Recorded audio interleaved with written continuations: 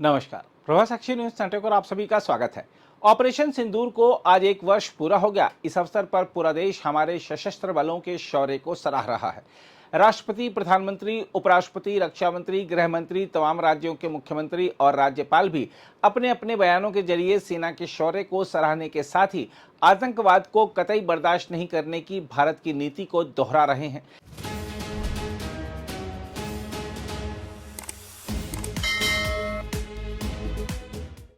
इस बीच भारतीय सशस्त्र बलों ने बीती रात ठीक 1:05 पर एक विशेष वीडियो जारी किया। यही वह समय था जब 7 मई 2025 को ऑपरेशन सिंदूर शुरू किया गया था। भारतीय वायुसेना ने इस वीडियो के साथ लिखा, न्याय हुआ, कार्रवाई में सटीक, स्मृति में अमर, ऑपरेशन सिंदूर जारी है। भारत कुछ भूलता नहीं, भारत किसी को माफ नहीं करता। इस संदेश ने स्पष्ट कर दिया कि भारत अब आतंकवाद के खिलाफ केवल चेतावनी नहीं देता बल्कि कठोर कार्रवाई करता है। वीडियो में यह भी रेखांकित किया गया कि पूरी कार्रवाई केवल 88 घंटों में पूरी कर ली गई थी। हम आपको याद दिला दें कि यह अभियान जम्मू कश्मीर के पहलगाम में हुए भीषण आतंकी हमले के बाद शुरू किया गया था, जिसमें 26 निर्दोष नागरिकों की जान चली गई थी। इस हमले के बाद भारत ने पाकिस्तान और पाकिस्तान के कब्जे वाले कश्मीर में मौजूद आतंकवादी ठिकानों पर सटीक हवाई हमले किए थे। बहावलपुर में जैश का मुख्यालय, मुरीदके में लश्कर का अड्डा, सियालकोट, मुजफ्फराबाद, कोटली और बीमबर के कई आतंकी ढांचे भारतीय हमलों में ध्वस्त किए गए। इन हमलों में कम से कम 100 आतंकवादी मारे गए थे। देखा जाए तो ऑपरेशन सिंदूर केवल एक सैन्य कार्रवाई नहीं था, बल्कि यह भारत की राजनीतिक इच्छा शक्ति और सामरिक आत्मविश्वास का खुला प्रदर्शन था। प्रधानमंत्री नरेंद्र मोदी और विदेश मंत्री एस जयशंकर ने भी अपनी सोशल मीडिया प्रोफाइल तस्वीरों में ऑपरेशन सिंदूर से जुड़ी तस्वीरें लगाकर इस अभियान के महत्व को रेखांकित किया। यह संदेश साफ था कि आतंकवाद के खिलाफ भारत अब किसी भी प्रकार के दबाव या परमाणु धमकी के आगे झुकने वाला नहीं है। इस अभियान की सबसे बड़ी विशेषता आधुनिक तकनीक का व्यापक उपयोग रहा। ड्रोन, एआई आधारित लक्ष्य पहचान प्रणाली, नेटवर्क आधारित युद्ध संचालन और सटीक मिसाइल प्रहार ने भारत की सैन्य क्षमता को नई ऊंचाइयों पर पहुंचाया। हम आपको यह बता दें कि पिछले एक वर्ष में भारत ने अपनी सैन्य तैयारी को और मजबूत करने के लिए कई बड़े फैसले किए हैं। रूस से अतिरिक्त S-400 मिसाइल प्रणाली, फ्रांस से 114 राफेल लड़ाकू विमान, अमेरिका से P-8I निगरानी विमान और नई पीढ़ी के ड्रोन खरीदने की प्रक्रिया तेज की गई है। भारत ने अपनी समुद्री ताकत को भी मजबूत किया है। तीसरा स्वदेशी परमाणु संचालित बैलिस्टिक मिसाइल पनडुब्बी INS अरिदमन को नौसेना में शामिल किया गया। इसके अलावा अग्नि 5 जैसी लंबी दूरी की मिसाइलों के सफल परीक्षण ने भारत की रणनीतिक शक्ति को और मजबूत किया है। 5000 किलोमीटर तक मार करने वाली अग्नि 5 मिसाइल अब एशिया के बड़े हिस्से तक अपनी पहुंच रखती है। दूसरी ओर पाकिस्तान ने भी इस अवसर पर बयान जारी करते हुए दावा किया कि वह भविष्य की चुनौतियों से निपटने के लिए अपनी सैन्य क्षमताएं बढ़ाता रहेगा। पाकिस्तानी सेना ने पिछले वर्ष हुए संघर्ष को मार्का-ए-हक नाम दिया है और उसे अपने सैन्य इतिहास का महत्वपूर्ण अध्याय बताया है।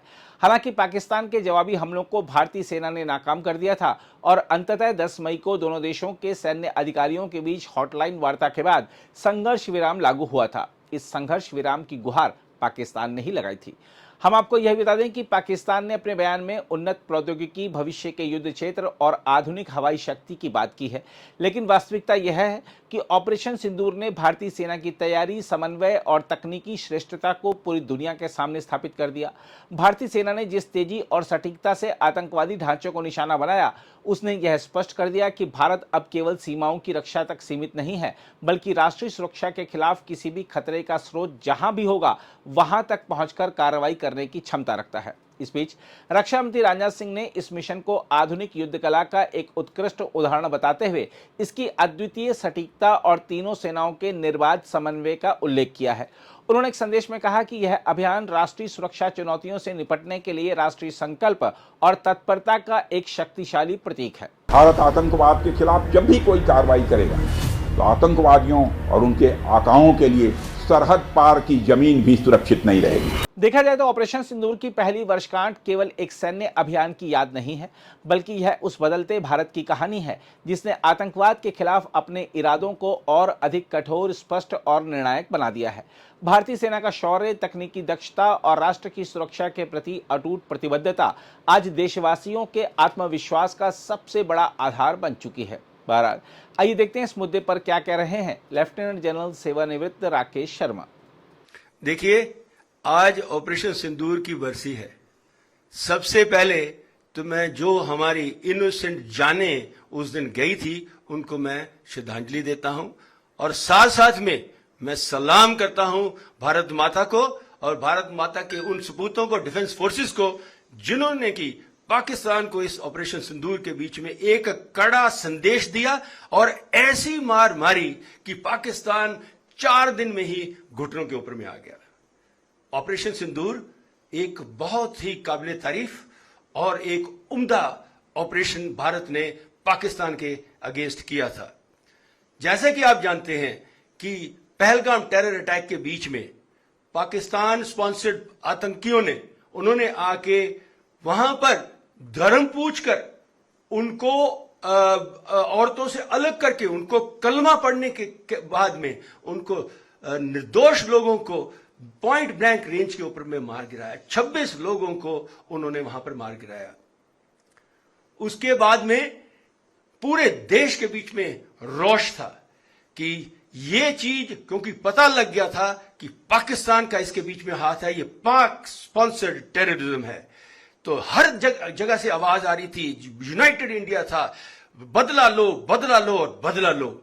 और उसी के साथ में पहली बार इतनी खुशी की लहर थी कि एक हमारी मुस्लिम कम्युनिटी भी, ओवैसी जैसे लोग भी बोल रहे थे कि हमें इसका बदला लेना है।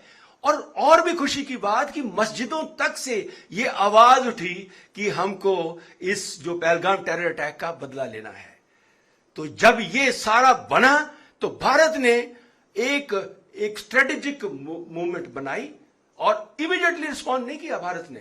भारत ने स्ट्रेटेजिक टारगेट्स चुने गए, उसके बाद में वर्ल्ड ओपिनियन को लिया और उसके बाद में भारत ने 6-7 की रात को 1:30 बजे स्ट्राइक किया। 24 मिसाइलें फायर की 25 मिनट के ऊपर और 26 निर्दोष लोगों की हत्या जी, उसका बदला सा ले लिया। 9 टेरर कैंप जो पाकिस्तान के 100 किलोमीटर अंदर तक थे, जो कि पाकिस्तान के पंजाब प्रोविंस जो कि उसका दिल है, उसके दिल में घुस के दिल के अंदर मारा। 9 टेरर कैंपों को तबाह कर दिया।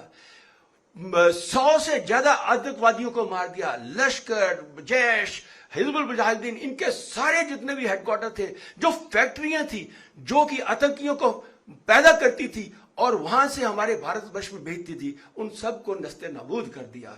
तो ये ऑपरेशन सिंदूर की कामयाबी थी। लेकिन आप देखिए भारत की रणनीति क्या थी, क्योंकि हमें आतंकवादियों ने हमारे ऊपर में किया था, तो हमने आतंकवादियों को ही सिर्फ टारगेट किया। हमने पाकिस्तान की ना तो सिविलियन जनता को किया और ना ही पाकिस्तान आर्मी को टारगेट किया। लेकिन दूसरे ही दिन पाकिस्तान ने आतंकियों का साथ दिया और पाकिस्तान ने रिटेलिएट किया। 300, 400, 500 ड्रोन फायर किए, मिसाइल्स फायर की हमारे ऊपर में, लेकिन एक भी भारतवर्ष की धरती के ऊपर में आ नहीं सकी, क्योंकि हमारा एंटी एयर डिफेंस जो था, एडी डिफेंस सिस्टम है, आकाश तीर, वो इतना जो है, इतना मजबूत सिस्टम है, हमारा अपना बनाया हुआ, इंडिजिनस, हमारे भारत का बनाया हुआ, कि हमने चाइना तक की जो PL-5 मिसाइल्स थी वो आई और हमने रास्ते में इंटरसेप्ट कर लिया और उनको गिरा लिया। तो हमने उनको आने नहीं दिया। लेकिन उसके बाद में पाकिस्तान ने फिर से ये कोशिश की कि वो हमारे ऊपर मिसाइल वगैरह फायर करे। तब जाके भारत ने एक संज्ञान लिया कि अब पाकिस्तान को ऐसा कड़ा संदेश दिया जाए और हमने एक स्ट्रांग एक्शन लिया। हमने उसके जितने भी वॉर वेजिंग पोटेंशियल है, जो उसकी फैक्ट्रीज हैं, जो उसका जो वॉर के लिए स्टेमिना होता है, हमने 7 एयरफील्ड नूर खां बेस तक जो यूएस का स्पॉन्सर्ड है उसको उड़ा दिया। हमने 2 एडी हेडक्वार्टर जो कि चाइना की तरफ से HQ-9 वाले हैं उनको उड़ा दिया। हमने उनके 13 एयरक्राफ्ट हमने मार गिराए। और ये सब करने के बाद में पाकिस्तान सिर्फ 4 दिन के बीच में ही घुटनों पे आ गया और पाकिस्तान एक कटोरा लेके सामने आ गया, भीख मांगने लगा कि सीज फायर करो, सीज फायर करो, सीज फायर करो। और ये भारत की बड़प्पन है, ये भारत की सद्बुद्धि है कि हमने उस सीज फायर को मान लिया और 4 दिन का 10 मई को यह सीज फायर लागू हो गया। मैं ये कहूंगा कि ये जितना भी जो कुछ हुआ है इसमें हमने बहुत कुछ पाया, बहुत कम खोया। तो क्या खोया, क्या पाया, अगर आप बोलते हो तो मैं थोड़ा सा आपको, आपने बहुत अच्छा सवाल किया। देखिए, जब पाकिस्तान ने ये पहलगाम टेरर अटैक किया तब हमारे देश में, जैसे मैं आपको बोल रहा था, स्ट्रेटजी बन रही थी। जो एक स्ट्रेटजी होती है वो होल ऑफ नेशन अप्रोच होती है, जिसके बीच में पॉलिटिको, डिप्लोमेटिक, इकोनॉमिक और मिलिट्री इंस्ट्रूमेंट्स ऑफ पावर सारे के सारे इस्तेमाल किए जाते हैं। और इनको कैसे डिलीवर किया जाता है? दो तरीकों से, kinetic and non kinetic response.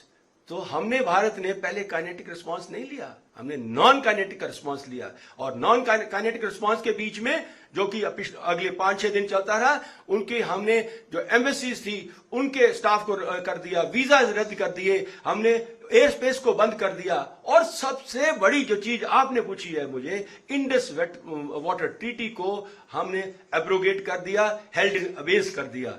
तो ये एक उसके ऊपर में, जिसको बोलूंगा वाटर स्ट्राइक थी, ये ऐसी सर्जिकल स्ट्राइक थी, क्योंकि पाकिस्तान एग्रीकल्चर कंट्री है, 95% of the Pakistan survives on that. और उनके सारा पानी जो हमारे 3 ऊपर की नदियां हैं, जो इंडस, झेलम और चिनाब, इससे जाता है, तो हमने अपना उसको रोकना शुरू कर दिया।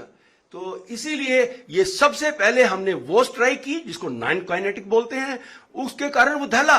और बाद में हमने काइनेटिक जो ऑपरेशन सिंदूर 6-7 दिन के बाद में लॉन्च किया। तो ये हमारे भारत की एक बहुत बड़ी जीत थी। अगर आप भी लेना चाहते हैं देश दुनिया की तमाम जानकारी तो आज ही सब्सक्राइब करें हमारे चैनल को। साथ ही नीचे दिए बेल आइकन को जरूर दबाएं ताकि हर अपडेट आप तक पहुंच सके।